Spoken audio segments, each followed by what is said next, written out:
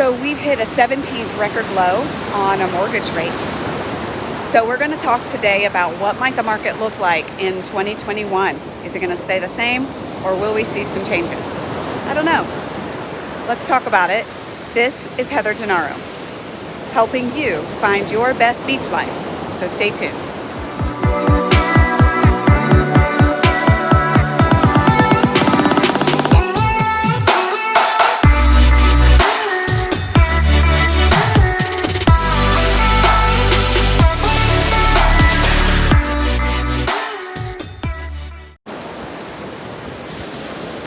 So we've had 17 record lows in the interest rates and dropping from the Fed.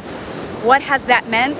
Well, as you may be aware, may not, the last couple years has been a huge seller's market. And I think that's been propelled even more in 2020 considering COVID. So let's talk about COVID for just a second. And how has COVID helped shape our housing market?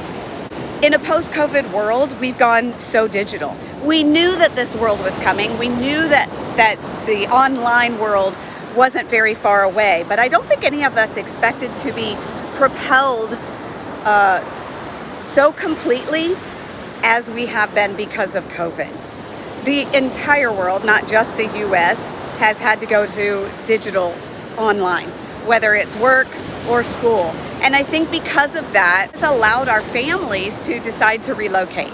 They're no longer stuck in one city or one state based on work and schools, because now work is online.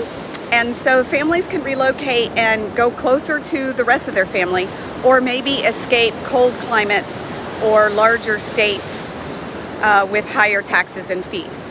So that's one piece of the puzzle, as there are many. Another piece of the puzzle is now we're entering into a new era with a new presidential administration. I was speaking with lenders last week, and they're already being told that there are interest rate rises coming.